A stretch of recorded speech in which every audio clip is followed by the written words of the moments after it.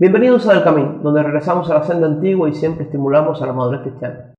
Hoy quisiera robarme unos pocos minutos para juntos compartir acerca de la propuesta del nuevo Código de Familia que se debate en toda Cuba, específicamente hablando acerca de uno de los artículos, el artículo que tiene que ver con el matrimonio entre dos personas, que incluye evidentemente el matrimonio entre dos personas del mismo sexo. Pero antes quisiera hacer un comentario. Mientras he hablado con algunos amigos y he comentado acerca del hecho del peligro que se cierne detrás de este nuevo Código de Familia si se aprobara, algunas personas me dicen, ¿para qué pierdes tiempo en eso? Al final, eso ya está aprobado. Eso me ha inquietado bastante, porque aunque esto fuera cierto, siguiendo esta lógica, entonces no deberíamos defender la Iglesia contra la falsa doctrina, porque al final nosotros sabemos que la apostasía en la Iglesia va a aumentar. La Escritura nos dice que se levantarán maestros conforme a su propio deseo y que si les fuera posible engañarían a los escogidos. Tampoco entonces defenderíamos la sociedad de las cosas que son negativas, porque también la Biblia nos dice que la sociedad se va a corromper hasta el punto que llegará a ser como el tiempo de Noé, que se casaban las personas y se daban en casamiento, hablando de la inmoralidad. Pero sí tenemos la responsabilidad de hacer, sí tenemos la responsabilidad de decir lo que está mal hecho. La soberanía de Dios, el hecho que Dios está al control y hace como Él quiere en el cielo y en la tierra, eso no debería minimizar o disminuir la responsabilidad del hombre. Pensando un poco en el tema, Charles Haddon Spurgeon, el príncipe de los predicadores, tiene una frase muy interesante al respecto. Él dice que la soberanía de Dios es la almohada donde Él puede descansar su cabeza. Pero nos llama la atención que este entendimiento de la soberanía de Dios, esta comprensión de la soberanía de Dios, no hacía que Spurgeon trabajara menos o se esforzara menos, sino que era un hombre totalmente comprometido con el Evangelio y entendía las responsabilidades que tenía, al punto de no tener horas libres en el día. De la misma manera el apóstol Pablo. ¿Quién podría entender mejor la soberanía de Dios que el apóstol Pablo? Pero esto no hacía que Pablo trabajara menos. De hecho, el apóstol Pablo dice, he trabajado más que todos, aunque no he sido yo, sino que ha sido la gracia de Dios conmigo. El apóstol Pablo sabía lo que era trabajar fervientemente y esforzarse para que el reino de los cielos se expandiera aún por el imperio romano. Otro de los argumentos que escucho últimamente acerca de no dedicar mucho tiempo a este asunto del código de familia es el hecho de que se dice que no es el centro del Evangelio, y tengo que estar de acuerdo. Este asunto no es el centro del Evangelio, y sé que nuestras vidas y nuestras iglesias deberían estar enfocadas en el hecho de hablar acerca de la obra sustitutoria de Cristo, de la justicia de Cristo, de la obra de la cruz. Pero esto no quiere decir que no debamos hablar de otros asuntos que van en contra de la palabra de Dios. Sabemos que el centro del Evangelio tiene que ver con la pecaminosidad del hombre, tiene que ver con la obra de la cruz y tiene que ver con la autonegación. Pero también debemos dedicar tiempo a esas cosas que no son conformes a la palabra de Dios y que evidentemente van a afectar a la sociedad y a nuestra familia. Pensando un poco en esto, el mismo Jesús se indignó cuando vio que el templo, el lugar de adoración de Dios, se había cogido como un lugar de negocio o mercadería, donde el centro era el hombre y no la gloria de Dios. Se indignó a tal punto que él corrigió a los mercaderes. Entonces, Jesús nos enseña que aunque eso no era el centro del Evangelio, sí hay cosas que son importantes y son vitales y a las cuales debemos hacerle frente. Ese es el lema de Jesús y debe ser también nuestro lema. Una de esas frases muy conocidas de Juan Wesley reza: lo que una generación tolera, otra generación abraza. Y creo que en buena parte eso nos muestra el riesgo que corremos cuando no tomamos las decisiones correctas. Nuestras decisiones hoy pueden afectar las futuras generaciones, nuestros hijos y nuestros nietos. Por lo tanto es importante, es vital también lo que digamos hoy, lo que hagamos hoy para corregir lo que pueden abrazar otros mañana. Entonces, ¿por qué creo que los cristianos y buena parte de la sociedad deberían decir no a esta propuesta de nuevo Código de la Familia? En primer lugar, y menos importante, por un aspecto técnico. La palabra matrimonio viene de la definición o el término matriz y que tiene que ver con la fecundación y con la reproducción, algo que no comparten el matrimonio entre personas del mismo sexo. Por tanto, no debería llamarse en primer lugar matrimonio. En segundo lugar, creo que no se debería estar hablando de matrimonio entre personas del mismo sexo, porque ya creo que la nueva propuesta recoge beneficios para personas que tienen una relación sexual de muchos años del mismo sexo. De entre esos beneficios está el asunto de poder heredar cuando la otra persona fallece. Es algo que creo que es beneficioso y que es relativamente justo. Entonces, ¿por qué usar el término matrimonio? ¿Por qué quieren casarse las personas del mismo sexo? ¿Y por qué los cristianos y algunas de las personas de la sociedad se oponen? No tanto por la relación como tal, sino por el hecho de las consecuencias que vienen después de la aprobación de este tipo de relación. De hecho, en todos los países donde se ha aprobado el matrimonio igualitario, han venido consecuencias que realmente han dañado a la sociedad. Y a eso realmente es a lo que nos oponemos. ¿Cuáles son entonces algunas de esas propuestas o consecuencias negativas que vienen después de aceptar la relación matrimonial entre personas del mismo sexo? Lo veremos. En primer lugar, una de esas cuestiones negativas que vienen después de la aceptación del matrimonio igualitario es la adopción. No solamente es el derecho a tener una relación matrimonial, sino también que esas personas piden el derecho a adoptar. Tenemos que reconocer que esas personas no pueden reproducirse y pudiera parecer justo el hecho que ellos quisieran adoptar. Ahora, tenemos que reconocer que el centro de la adopción no es que dos personas, un matrimonio, puedan adquirir un hijo, puedan tener un hijo, sino que el centro de la adopción es que un niño, un infante, pueda tener una familia que ayuda a su desarrollo como persona. Y creemos que en buena parte el matrimonio igualitario, el matrimonio entre dos personas del mismo sexo, no responde a esta realidad. De hecho, creemos que el matrimonio del mismo sexo condicionaría a los niños a este mismo tipo de sexualidad. Por ejemplo, en un matrimonio heterosexual, el niño, el infante, tiene dos ejemplos, uno masculino y otro femenino, y puede aceptar o puede imitar al ejemplo que quiera, aún sexualmente, pero no así en un matrimonio del mismo sexo. Otro asunto del que no se habla mucho con respecto a las consecuencias del matrimonio del mismo sexo es el asunto de la propaganda. Siempre se ha vendido este asunto de las relaciones homosexuales como algo bueno, como algo deseable, como algo loable, como algo digno de alcanzar. Pero no es así. También tiene su lado oscuro, también tiene sus contras. Y un poquito queremos estar hablando acerca de eso. En primer lugar está el asunto del daño económico.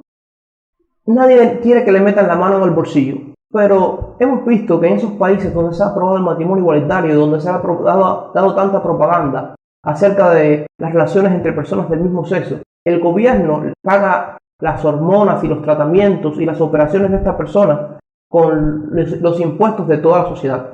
No estamos de acuerdo con eso, por lo menos no estoy de acuerdo con eso. No creo que sea justo que metan la mano en el bolsillo a alguien para beneficiar a una persona específica.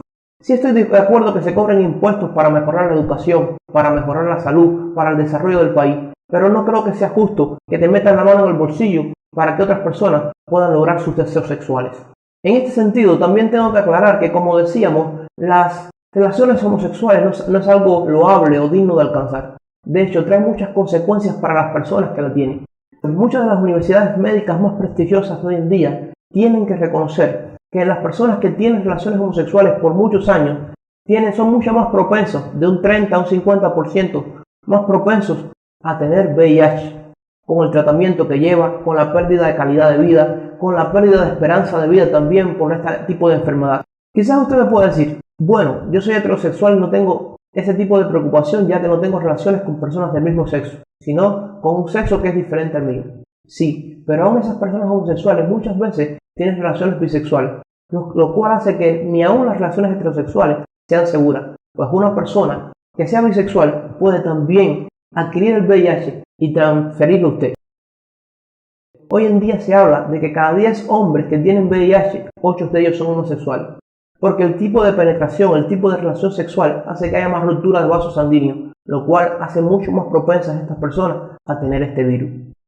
Esto sin hablar que en buena parte de la comunidad homosexual son mucho más propensos al suicidio, más propensos al alcoholismo y más propensos a la drogadicción.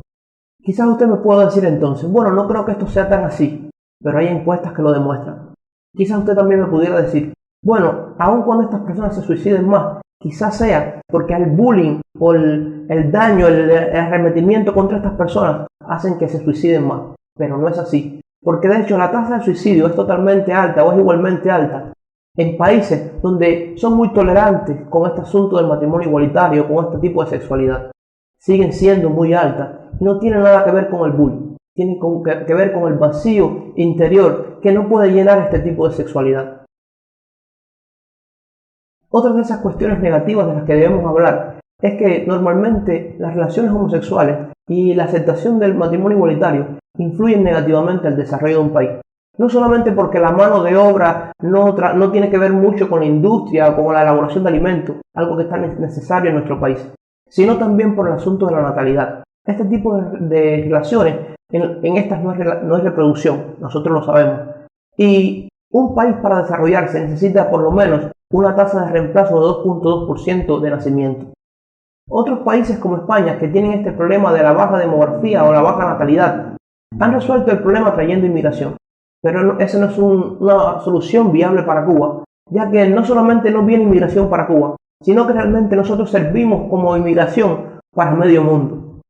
Por último, y no por esto menos importante, una de las cuestiones por las cuales los cristianos estamos más en desacuerdo, y creo que en buena parte también la comunidad está en desacuerdo con este asunto del matrimonio igualitario, es que después que se aprueba este tipo de matrimonio, en todos los países ha sucedido que también ha cambiado la educación, ha cambiado la forma de enseñar en las escuelas, ya no haciendo tanto énfasis en la matemática, el español, la historia, sino también haciendo énfasis en asuntos de género y sexualidad, metiéndose también en la cama de nuestros hijos, algo en lo cual los padres, cualquier padre sensato, no estaría de acuerdo. Usted podría pensar que esto es algo necio, que esto nunca va a pasar en Cuba, que en Cuba nunca van a llegar como pasa en Perú o en Argentina, donde se enseñan ejercicios donde un niño tiene que estar por 45 minutos identificándose con otra persona de otro sexo y teniendo movimientos como personas de otro sexo, hablando y abordando cuestiones como una persona de otro sexo. Quizás usted diga, esto no va a suceder en Cuba. Hay una frase muy conocida que dice, si usted ve la barba de su vecino ardiendo, ponga la suya en remojo. Entendamos que no es la barba. En Cuba se dice, si usted ve la barba de su vecino ardiendo, ponga la suya en remojo. Pero eso no es lo que dice la frase. La frase dice, si usted ve la barda. La barda normalmente es la cerca que hace lindar su casa con la del vecino. Es una cerca de madera. Si usted ve que la cerca de su vecino está ardiendo, ponga la suya en remojo, porque igualmente la candela puede pasar a su lugar. Así mismo sucede con este asunto del matrimonio igualitario. Parecía ser algo inofensivo, algo que no va a traer males mayores, pero realmente sí los trae. Deja muchas puertas abiertas y no es un riesgo que quiero correr. Solo para citar un ejemplo del asunto del adoctrinamiento en las escuelas de los países que han aceptado este tipo de matrimonio, está el caso de la señorita Keira Bell, un caso inglés. Esta joven, actualmente joven, cuando era niña tuvo disforia de género, es decir, ella se sentía que no era una niña, que no era una jovencita, sino que era un jovencito. Esta disforia no aceptaba su propio cuerpo y creía que estaba en el cuerpo de otra persona. Los consejeros de la escuela, los maestros de la escuela, intervinieron y lo llevaron hasta juicio, y los padres, como ya la patria potestad no estaba en vigor en estos países, perdieron el juicio. Esta jovencita fue operada, fue mutilada. No sé si serían sus senos, pero ella se convirtió en un muchachito, si pudiéramos decir así. Lo que sucedió es que años después, ella se volvió a aceptar como muchachita, como joven, y se dio cuenta que era su verdadera sexualidad. Pero ya el mal estaba hecho, ya el daño estaba hecho, ya no había vuelta atrás. Esta joven llevó a juicio este asunto y ganó, marcando un precedente de lo que es que la escuela, que la educación se mete en las cuestiones que tienen que ver con la familia. Entonces esto nos muestra el peligro de que los consejeros, los maestros y la escuela en sentido general se meten en asuntos de cuestiones sexuales de los niños. No es algo que le debería corresponder a los maestros, no es algo que le debería corresponder a la sociedad, es algo que les corresponde a sus padres. Y los niños, cuando ya sean hombres, cuando se conviertan en hombres y mujeres, tendrán la oportunidad de decidir lo que quieren ser, si está bien o si está mal para ellos, pero no la educación. No estamos de acuerdo en esto, no estamos de acuerdo en que sea la escuela, que sea la sociedad o que sea el Estado quien diga cómo deben vivir o cómo deben ser formados los hijos, sino que sean los padres. Por todas estas cuestiones negativas que son reales, es entendible por qué los cristianos tienen la forma de ver el mundo, la cosmovisión que tienen en cuanto a la sexualidad y en cuanto a este tipo de relaciones.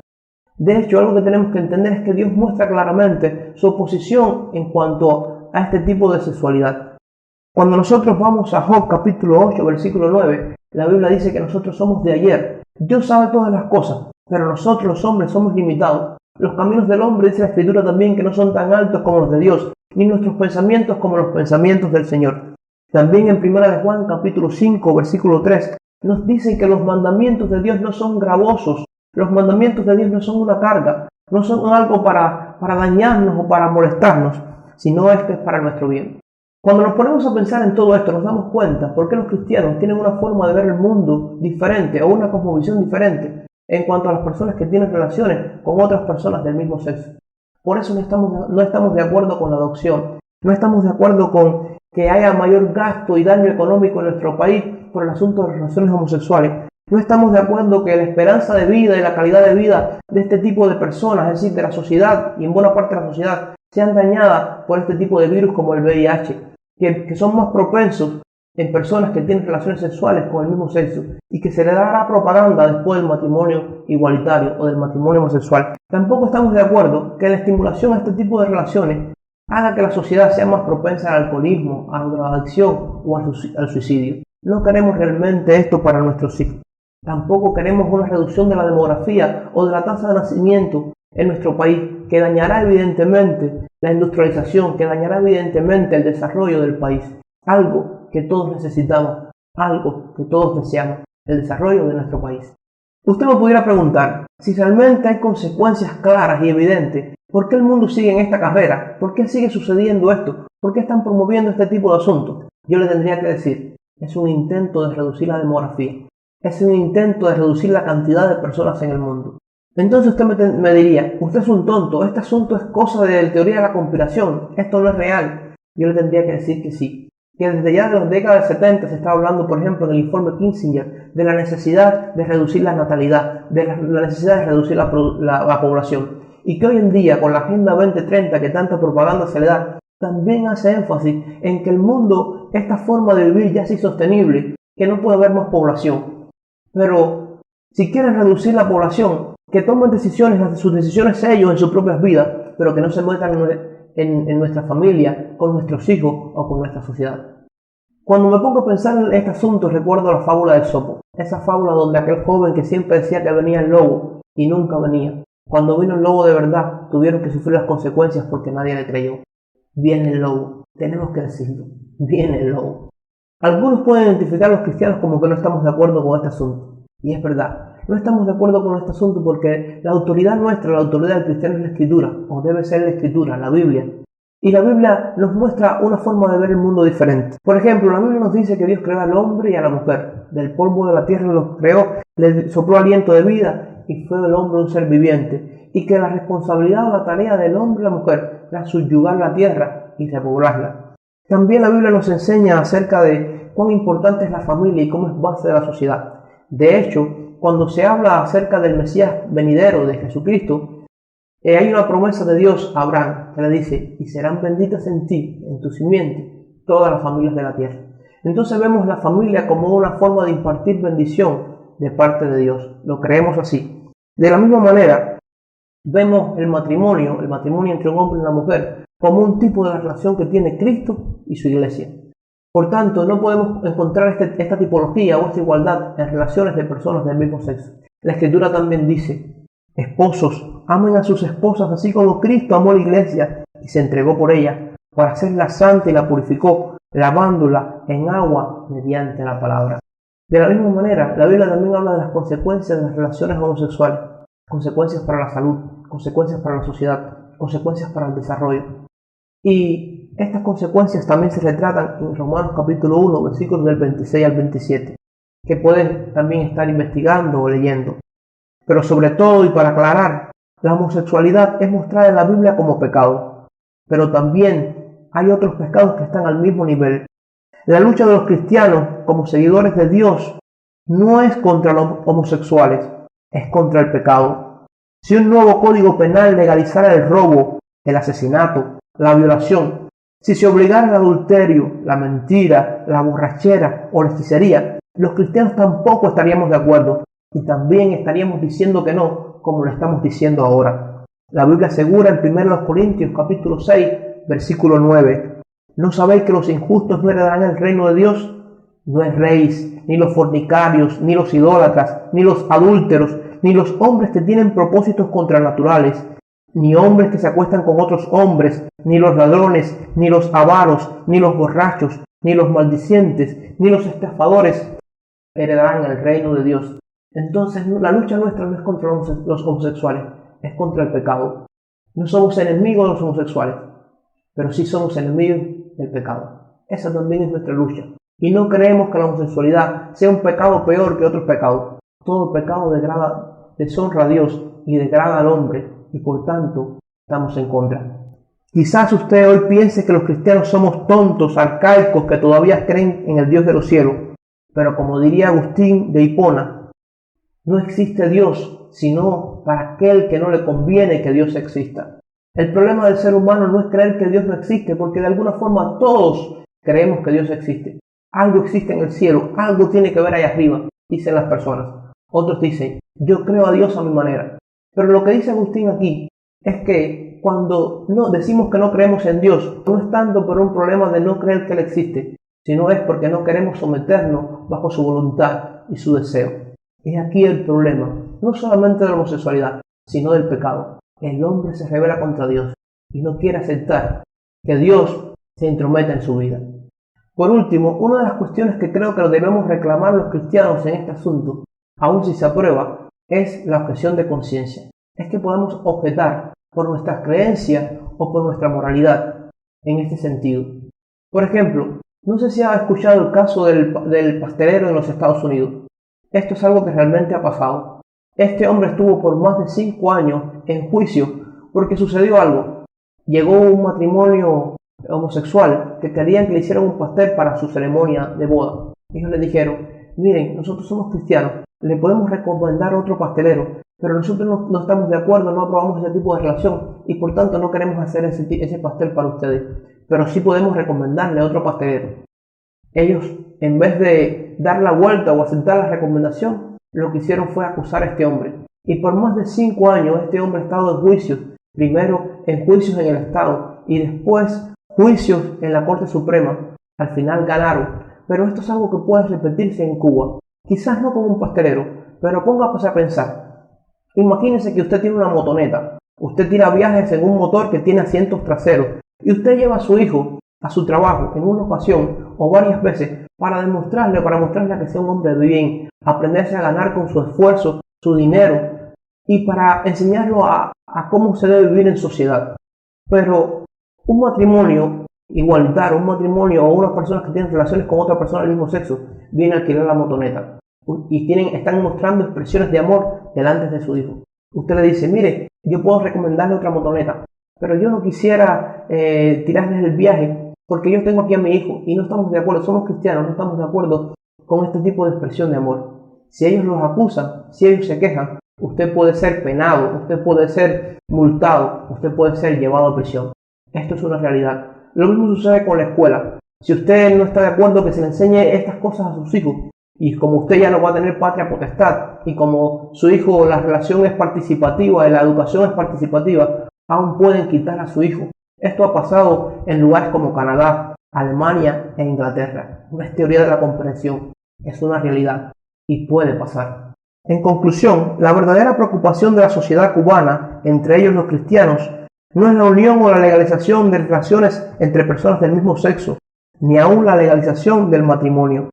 Al final, esto es simplemente el cumplimiento de una profecía bíblica que dice que como en los tiempos de Noé, donde la depravación era tan grande que las personas se casaban y daban el casamiento, así también sucederá. Pero el verdadero desagrado, incomodidad, oposición, en este asunto está en lo que se deriva del mismo y cómo afecta a nuestra familia. Benito Juárez dijo, el respeto al derecho ajeno es la paz. Y una antigua frase asegura que la libertad de uno termina cuando viola la libertad del otro. Quiera Dios entendamos que esto es lo que sucede en este caso. Esperamos este material le haya dejado nuestra preocupación y postura más clara, la cual en este sentido quizás también sea la suya. Que Dios le bendiga.